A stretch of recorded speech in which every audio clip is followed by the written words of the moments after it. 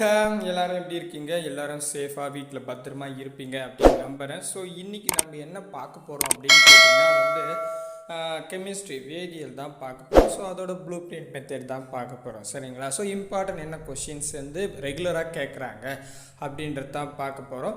So இதில் skip பண்ணாமல் full video பாருங்கள். ஏன்னா நான் டாபிக் வைஸாக புக்கை கட் பண்ணியே வச்சுருக்கேன். இந்த டாபிக் எந்தெந்த புக்கில் இருக்குது அப்படின்னு கட் பண்ணி பிடிஎஃபே ஆக்கி கொடுத்துருக்கேன்.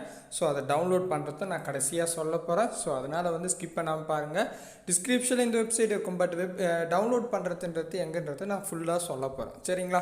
ஸோ வாங்க வீடியோவுக்கு போகலாம். ஸோ வீடியோவுக்கு போகிறதுக்கு முன்னாடி இந்த சேனலுக்கு புதுசாக இருக்கிறவங்க சப்ஸ்கிரைபிள் பண்ணிங்க. கூட பக்கத்தில் இருக்கிற பெல் ஐக்கனை ப்ரெஸ் பண்ணி ஆல் நோட்டிஃபிகேஷன் செலக்ட் பண்ணிங்கன்னா நம்ம போடுற வீடியோ உடனுக்குடன் உங்களுக்கு வரும். இந்த வீடியோ பிடிச்சிருந்தால் லைக் பண்ணுங்கள், உங்கள் ஃப்ரெண்ட்ஸுக்கு ஷேர் பண்ணுங்கள், பிடிக்கலன்னா டிஸ்லைக் பண்ணுங்கள்.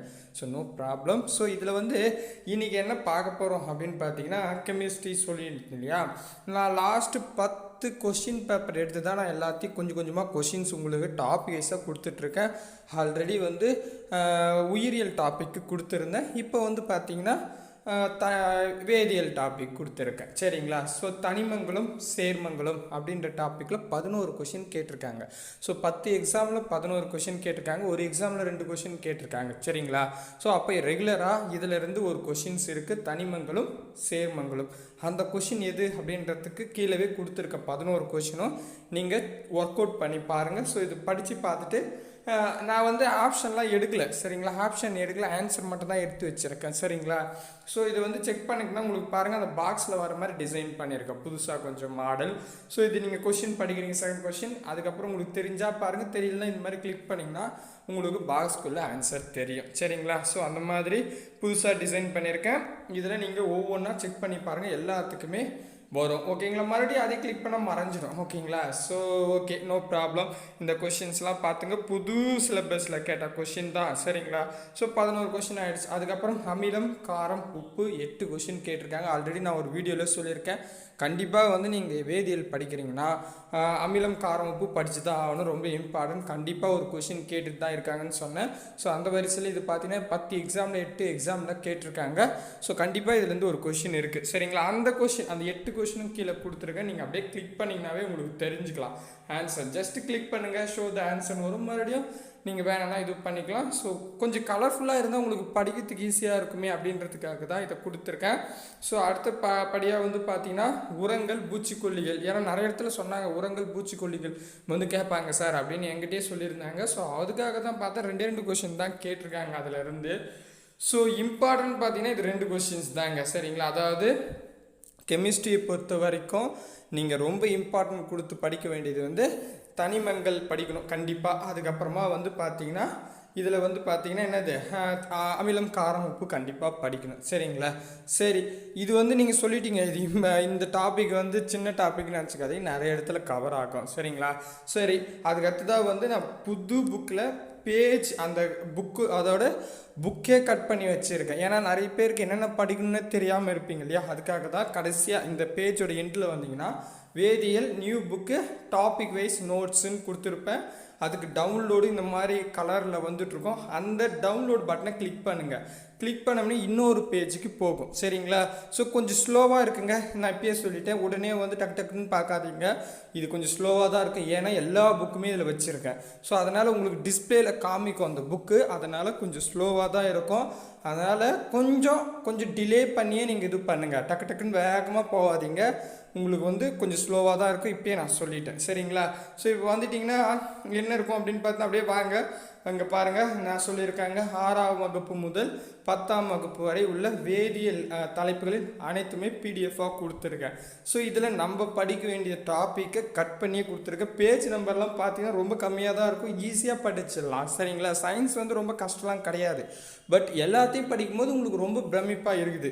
ஸோ இப்போ பார்த்தீங்கன்னா ஃபர்ஸ்ட் ஆஃப் ஆல் நான் எடுத்தது நம்மை சுற்றி உள்ள பரும்பொருட்கள் அப்படின்ற டாபிக் டேர்ம் 1ல் 6th புக்கில் புது புக்கில் இருக்குது. அதையும் நான் பாருங்கள் கட் பண்ணி வச்சுருக்கேன். 25 பேஜ் தான் இருக்குது. கதை தான் இது.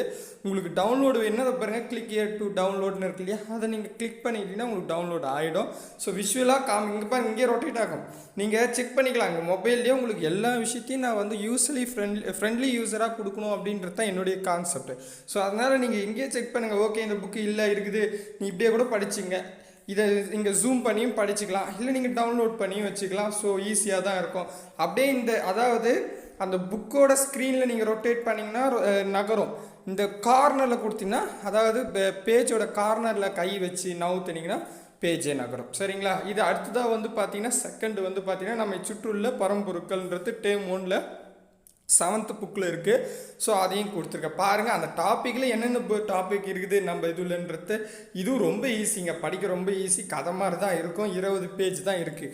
அடுத்தபடியாக வந்து அதுக்கு டவுன்லோட் பண்ணிக்கலாம். அதுக்கப்புறம் வந்து பரம்பொருட்கள் அப்படின்றது இருக்குது. அது வந்து பார்த்திங்கன்னா டேர்ம் 1ல் 8th புக்கில் இருக்குது. அதையும் நான் கட் பண்ணி வச்சுருக்கேன். 15 பேஜ் தான் பாருங்கள். பேஜ் எல்லாம் நான் கம்மியாக தான் கொடுத்துட்ருக்கேன். சரிங்களா?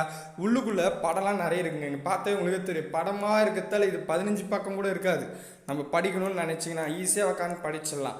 சரி, அதுக்கு அப்படியே கீழே வாங்க. கீழே வந்தீங்கன்னா வந்து பார்த்தீங்கன்னா நம்ம சுற்றி நிகழும் மாற்றங்கள் அப்படின்றது 6th புக்கில் 2nd டேர்மில் இருக்குது. இதுவும் வந்து பார்த்தீங்கன்னா அதே மாதிரி நீங்கள் டவுன்லோட் பண்ணிக்கலாம். அதுக்கப்புறம் வந்து நம்ம சுற்றி நிகழும் மாற்றங்கள் டேர்ம் 2ல் இருக்குது 7th புக்கில். சரிங்களா? அதையும் நான் கட் பண்ணி வச்சுருக்கேன். இது பாருங்கள் 10 பேஜ் தான். இது எத்தனை பேஜ்னா 26 பேஜ் தான். ஸோ பார்த்தீங்கன்னா எல்லாமே 20க்குள்ளே தான் இருக்குது. அடுத்ததாக வந்து நம்மை சுற்றி உள்ள பொருட்கள் அப்படின்னு 9th புக்கில் இருக்குது. அது வந்து 12 பேஜ் தாங்க இருக்குது. ஸோ அதையும் நான் கட் பண்ணி வச்சுருக்கேன். நீங்கள் வந்து உயிரியல் டாபிக் நான் சொன்னேன். ஸோ உயிரியல் டாபிக் நான் இன்றைக்கி கொடுக்கல. சரிங்களா? நான் இன்னொரு வாட்டி இப்போயே சொல்லிடுறேன். இன்னொரு வீடியோவில் கொடுப்பேன்னு சொல்ல. அடுத்தது வந்து இயற்பியல் எப்போ போடுறனோ அப்போ வந்து உயிரியலும் சேர்ந்து கொடுத்துறேன். ஓகேங்களா? ஏன்னா நம்ம சயின்ஸ் சார் கொடுக்கணும். நான் வேறு ஒரு வீடியோ போட உடனே நீங்கள் கமெண்டில் இந்த வீடியோவில் கொடுக்குறேன், நீங்கள் ஏன் கொடுக்கல அப்படின்னு கேட்குறீங்க. ஸோ இந்த சயின்ஸ் அடுத்தது வந்து இயற்பியலுக்கு இதே மாதிரி கொஷின்ஸை டாபிக் வைஸாக பிரித்து புது புக்கில் பழைய புக்கில், அதாவது லாஸ்ட் 10 கொஷின் பேப்பரில் கிட்ட எடுத்து உங்களுக்கு கொடுக்க போகிறேன் இல்லையா இயற்பியலுக்கு, அப்போ வந்து உங்களுக்கு உயிரியலோட விட்டு இந்த டாப்பிக்கும் உங்களுக்கு புக்காக கொடுத்துறேன். நீங்கள் அதை டவுன்லோட் பண்ணிக்கலாம். புரியுதுங்களா? ஓகேவா? சரி, அதுக்கப்புறம் பார்த்தா அன்றாட வாழ்வில் வேதியியல் டேர்ம் 2ல் 6th புக்கில் இருக்குது. அதை அப்படியே எடுத்து வச்சுருக்கேன். ஸோ பாருங்கள், ஒரு டாபிக் எடுத்து அது எங்கெங்கே இருக்குது அப்படின்றது சொல்லியிருக்கேன். நீருன்றது வந்து 6th புக்கில் டேர்ம் 3ல் இருக்குது. அதையும் கொடுத்துருக்கேன். இது பாருங்கள் எல்லாமே 20 பேஜ் 20 பேஜ் 20 12 அப்படி தான் இருக்குது. கம்மியாகவே இருக்குது பாருங்கள் புது புக்கில் இருக்கிறது. காற்றுன்னு டாபிக் வந்து பார்த்தீங்கன்னா டேர்ம் 2ல் 8th புக்கில் இருக்குது.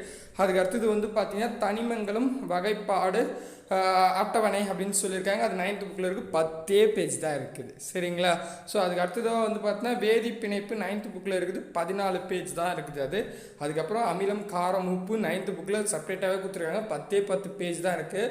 ஸோ அதுக்கு அடுத்தபடியாக வந்து பார்த்தீங்கன்னா கார்பன் அவற்றின் சேர்மங்களும் வந்து 9th புக்கில் இருக்குது. அதுவும் 14 பேஜ் தான். பாருங்கள், அப்படியே கம்மி பேஜ் தாங்க இருக்குது.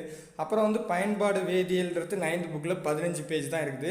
அதுக்கப்புறம் தனிம ஆவர்த்தன வகைப்பாடு அப்படின்றது வந்து 10th புக்கில் இருக்குது. அது வந்து 17 பேஜ் தான் இருக்குது. அதுக்கப்புறம் கரைசல் அப்படின்றது வந்து 10th புக்கில் இருக்குது. அது 13 பேஜஸ் தான் இருக்குது. அதுக்கப்புறம் வேதிவினை வகைப்பாடுன்றது 10th புக்கில் இருக்குது. அதுவும் வந்து பார்த்தீங்கன்னா 17 பேஜ் தான் இருக்குது.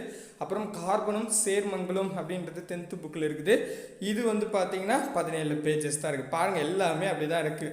முடிஞ்சிடுச்சிங்களா? இன்னும் இருக்குங்களா? அவ்வளோதாங்க, முடிஞ்சிடுச்சு. இதில் இன்னும் ஒரு டாபிக் வந்து பெண்டிங்கில் இருக்கும். அது வந்து பார்த்திங்கன்னா அணு அப்படின்ற டாபிக் தான். அது வந்து பார்த்திங்கன்னா வேதியியலில் தான் வரும். பட் அது வந்து நாங்கள் இயற்பியலாக கூட அவங்க வச்சுருக்காங்க. ஏன்னா இயற்பியல் ஓரியன்டாக இருக்கிறதால அதில் இருக்கும்.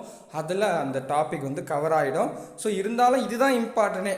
அதாவது அணுன்றது டாப்பிக்லாம் அவ்வளோ இம்பார்ட்டன்ஸாக இருக்காது. இருந்தாலும் அதை வந்து நம்ம கொடுக்கலாம். பட் அது வந்து இயற்பியலாக கூட கொடுத்துடுவாங்க. ஓகேங்களா? ஜஸ்ட்டு 18 டாபிக் தாங்க. 18 டாப்பிக்கும் மேக்ஸிமம் 20 பேஜ் தான் இருக்குது. சரிங்களா? 12 10 தான் பேஜஸ் இருக்குது. ஸோ எங்களால் முடிஞ்ச அளவுக்கு நான் செஞ்சிட்டேன். ஸோ கோச்சிங் சென்டர் போகாமல் வீட்டில் படிக்கக்கூடிய என்னுடைய பிரதர் சிஸ்டருக்காக. ஸோ உங்கள் பிரதருக்கு செஞ்ச வேலை இவ்வளோ தான். இதுக்கு மேலே உண்மையாகவே எங்களுக்கு தெரியல என்ன பண்ணுறதுன்னு. நீங்கள் வேணால் ஒரு ஐடியா சொல்லுங்கள், நம்ம ஒன்றா அது ட்ரை பண்ணலாம். ஏன்னா நாங்கள் நீங்கள் புக்கு இல்லைன்னு நீங்கள் ஸோ புக்கு கொடுக்க ஆரம்பிச்சிட்டோம். அதுவும் டாபிக் வைஸாக கொடுக்கணும்னு தனித்தனியாக கட் பண்ணி கொடுத்துட்டோம். நீங்கள் டவுன்லோட் பண்ணி படிச்சுட்டு அதுக்கப்புறம் இன்னொன்று டவுன்லோட் பண்ணி படிக்கலாம். மொத்தமாக கொடுத்தா 100 பக்கம் கொடுத்தா படிக்கிறதுக்கு கஷ்டமாக இருக்கும். ஆனால் இந்தமாதிரி 10 பக்கம் 20 பக்கம்னா நீங்கள் நீங்களே ஒரு டேபிள் போட்டுக்கலாம். நீங்களே ஒரு அரேஞ்ச்மெண்ட் பண்ணிக்கலாம். என்னென்னா இன்றைக்கி வந்து நம்ம இந்த டாபிக் படிக்கலாம், இன்றைக்கி வந்து கரைசல் படிக்கலாம். உங்களுக்கே இன்ட்ரெஸ்ட் இருக்கும், கார்பன் அதன் சேர்மம் படிக்கலாம் அப்படின்னு ஒரு ஐடியா வந்துச்சுன்னா 17 பேஜ் தான். எப்போ ஒரு மணி நேரம் ஃப்ரீயாக இருக்கீங்களா அப்போ டக்குன்னு நம்ம வெப்சைட் வாங்க, வந்து டவுன்லோட் பண்ணிக்கிட்டு நீங்கள் பாட்டுனா பண்ணிக்கலாம். படிக்க ஆரம்பிச்சிடலாம். 17 பேஜ் படிக்கிறதுக்கு உங்களுக்கு இன்ட்ரெஸ்ட்டாக இருக்கும், டக்கு டக்குன்னு முடிச்சிடலாம். ஆனால் 100 பேஜ் கொடுத்தா அடா போடான்னு சோர்வாயிடும். ஸோ அதனால தான் உங்களுடைய படிக்கும் திறனை அதிகப்படுத்தணுன்னு தான் இவ்வளோ ரிஸ்க் எடுத்து செய்கிறோம். ஏன்னா இதெல்லாம் வந்து கட் பண்ணி அதை வந்து டிரைவரில் போட்டு அதை வந்து ஷோ வைக்கிறது, ப்ரோக்ராம் பண்ணி வைக்கிறதுன்றது பாசிபிள் ரொம்ப கம்மி தான். ஸ்லிப் டெஸ்ட்டோட வேலையெல்லாம் நிறுத்திட்டு இதை முதல்ல கொடுப்போம், ஃப்ரீயாக இருக்கீங்க, வீட்டில் இருக்கீங்க, ஸோ எப்படியாவது படிச்சுட்டா நம்ம ஸ்லிப் டெஸ்ட் நடத்திக்கலாம் அப்படின்னு தான் டெய்லியுமே நான் ஒரு நோட்ஸை கொடுத்து எப்படியாவது உங்கள் கையில் வந்து சேர்த்துட்டு அதுக்கப்புறம் ஸ்லிப் டெஸ்ட் வச்சுட்டிங்கன்னா எங்களுடைய ஒர்க் ஈஸியாக முடிஞ்சிடும் அப்படின்றதுக்காக தான் ஸ்லிப் டெஸ்ட்டை அப்படியே பாஸ் பண்ணியிருக்கேன். நடத்தாமல் இல்லை, கண்டிப்பாக இருக்கும். ஸோ பாஸ் பண்ணிவிட்டு இதை கொடுத்துட்ருக்கேன்.